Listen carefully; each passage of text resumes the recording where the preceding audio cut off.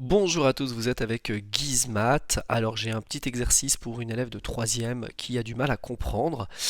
Donc c'est un exercice sur la notion de fonction. On vous donne une fonction définie par h de x égale x carré moins 5. Et la première question de l'exercice, c'est tout naturellement calculer h de 0. Eh bien, si h de x c'est x au carré moins 5, h de 0 ça va être tout simplement l'objectif est de remplacer x par 0, tout simplement.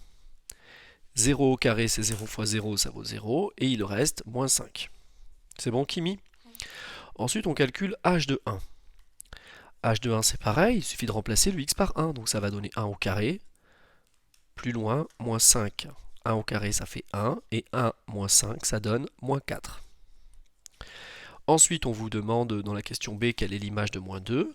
Alors là, c'est toujours le même principe, sauf qu'il y a un petit changement. C'est moins 2 élevé au carré.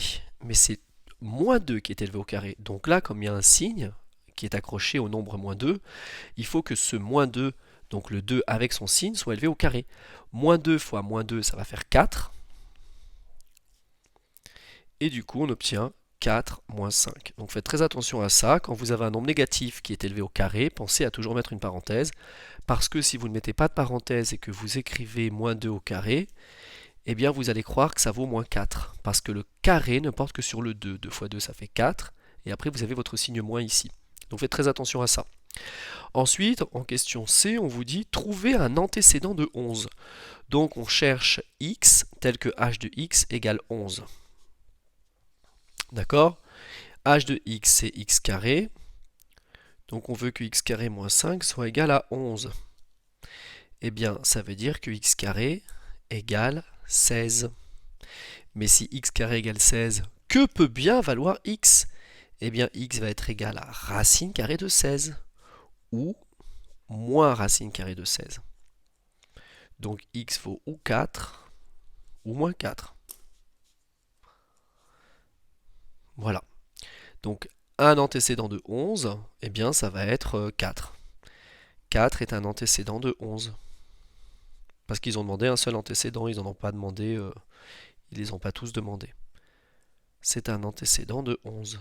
On fait une vérification, on calcule h de 4, et on vérifie que ça donne bien 11. h de 4, ça va être égal à 4 au carré moins 5, c'est-à-dire 16 moins 5, donc 11.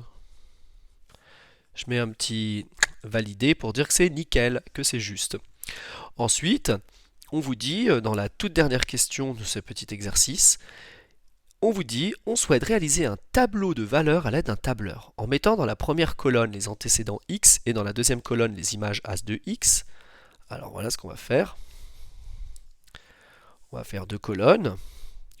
Une colonne avec x et une colonne avec h de x. Voilà. Comme ceci. Et la question c'est, quelle formule faudra-t-il saisir dans la cellule B2?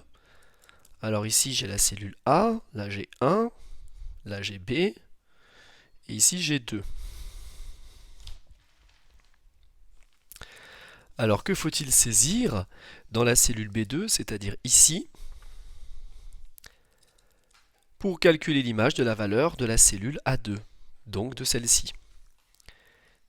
Bon, alors c'est très simple, je sais que h de x est égal à x au carré moins 5. h de x se trouve dans la cellule B2, donc je vais dire que le contenu de la cellule B2 va être égal à x se trouve ici dans la cellule A2, donc ça va être cellule A2 fois cellule A2, auquel je vais retrancher 5. Voilà la formule qu'il faut taper, et donc ton exercice est terminé.